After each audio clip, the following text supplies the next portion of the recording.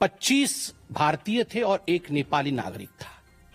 प्रधानमंत्री श्री नरेंद्र मोदी उस समय विदेश दौरे में थे, सऊदी अरब में थे। प्रधानमंत्री नरेंद्र मोदी तुरंत भारत लौट के आते हैं और उन्होंने जनता की बात को सुना। जनता ने उस समय एक मांग रखी कि आतंकवाद के ऊपर हमला हो, हमें बदला लेना है पहलगाम के इस आतंकवादी हमले का। प्रधानमंत्री ने बिहार की भूमि से ऐलान किया और यह वादा किया कि मैं वादा करता हूं कि जो आपकी इच्छा है कि आतंकवाद के खिलाफ हमला होगा, हम पहलगाम के इस आतंकवादी हमले का बदला लेंगे। We will avenge the death of 26 people.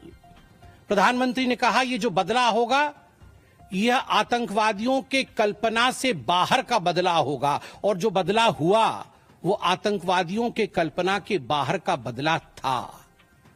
प्रधानमंत्री जी ने कहा कि हम घुस के मारेंगे और मिट्टी में मिलाएंगे आतंकवादी के ठिकानों को, और आतंकवादियों के ठिकानों को प्रधानमंत्री नरेंद्र मोदी जी के निर्णय ने और हमारे सेना के अदम्य साहस ने मिट्टी में मिलाने का काम किया। यह वादा प्रधानमंत्री नरेंद्र मोदी जी का था। 22 तारीख से 7 मई तक लगभग ये 14 दिन आप सभी ने देखा पूरे भारतवर्ष में एक प्रकार से एक माहौल टेंशन का था, प्रेशर का था कि तुरंत निर्णय किया जाए, तुरंत एक्शन में आया जाए।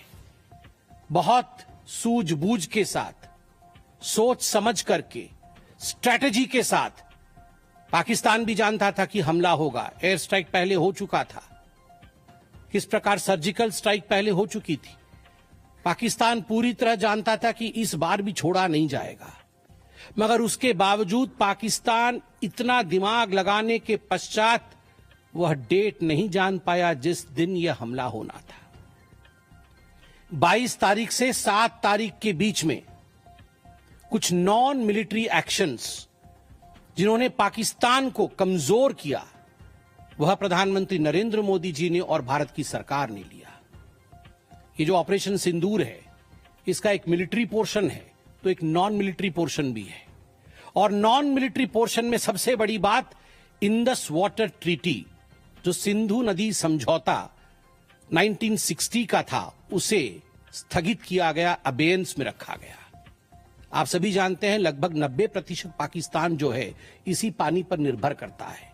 लगभग 80% उनका जो कृषि है इस पानी पर निर्भर करता है। इस पानी को यदि रोक दिया जाए तो पाकिस्तान की 1/4 जीडीपी गिर जाती है।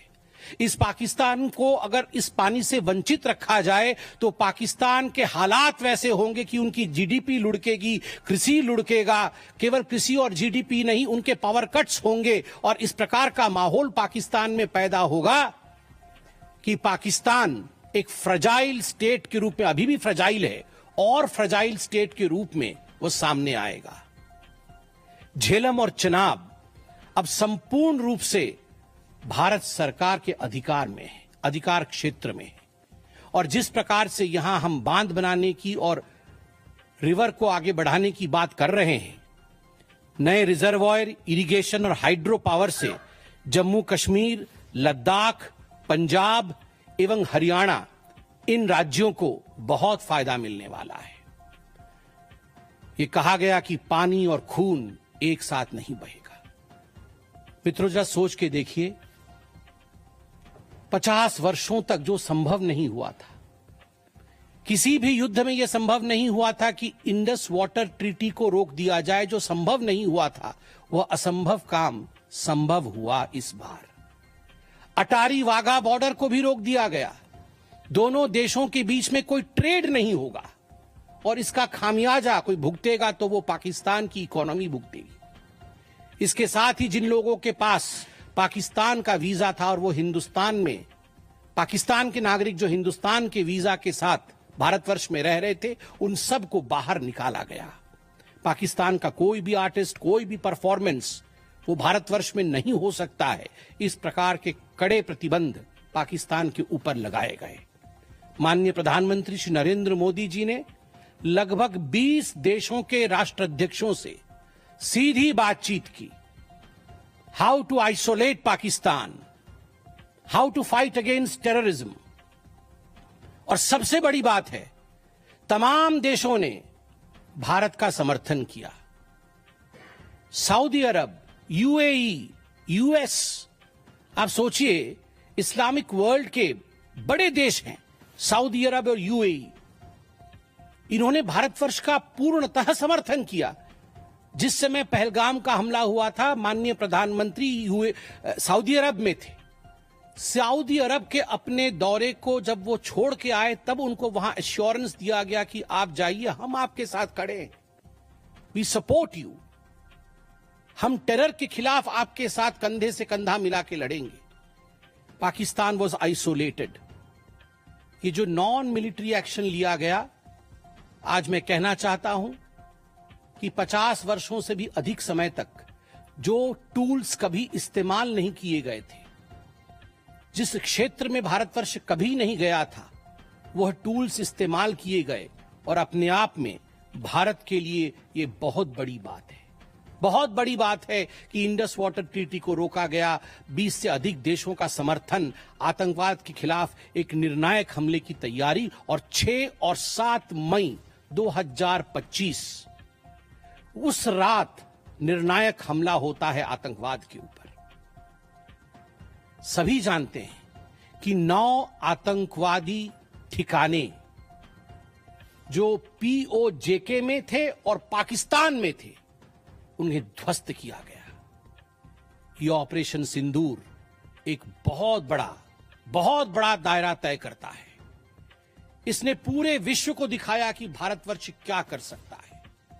ऑपरेशन सिंदूर ने दिखाया कि केवल एलओसी नहीं, इंटरनेशनल बॉर्डर के पार जाके भी भारत पाकिस्तान के अंदर किसी भी टारगेट को प्रिसाइसली उस पर हमला कर सकता है और आतंकवाद के खौफ को समाप्त कर सकता है। इस पूरे ऑपरेशन का लक्ष्य क्या था, इसे समझने की आवश्यकता है। लक्ष्य क्या था? क्या हमने लक्ष्य की पूर्ति की? What was the aim of Operation Sindoor? Did we achieve what we aimed for? क्या लक्ष्य था? नंबर 1 लक्ष्य था आतंकवादी ठिकाने जो दूर दराज इलाके में है पाकिस्तान में, जहां आज तक कोई नहीं पहुंच पाया, जहां आज तक पाकिस्तान के आतंकवादियों को लगता था कि वो सुरक्षित हैं, वहां तक पहुंचना यह लक्ष्य था। दूसरा लक्ष्य था आतंकवादियों को ढेर करना, मार देना। तीसरा लक्ष्य था इन टारगेटों को जमींदोज करना, उन्हें मिट्टी से मिला देना। चौथा लक्ष्य था इस पूरे काम को करते हुए कोई भी सिविलियन, उसके ऊपर किसी प्रकार से कोई इंजुरी नहीं होना। और अंतिम लक्ष्य था किसी प्रकार के मिलिट्री, जो पाकिस्तान का मिलिट्री या सैन्य बेस हो, उसके ऊपर हमला नहीं करना। अर्थात ये लड़ाई आतंकवाद के खिलाफ थी। यह लक्ष्य था ऑपरेशन सिंदूर का। This was a fight against terrorism and terrorists. क्या हम लक्ष्य को पा पाए? आप देखिए, जब यह हमला हुआ तो 9 ठिकाने ध्वस्त हुए, उनमें 5 पीओजेके में थे, पाक ऑक्यूपाइड जम्मू कश्मीर में, और 4 पाकिस्तान में थे।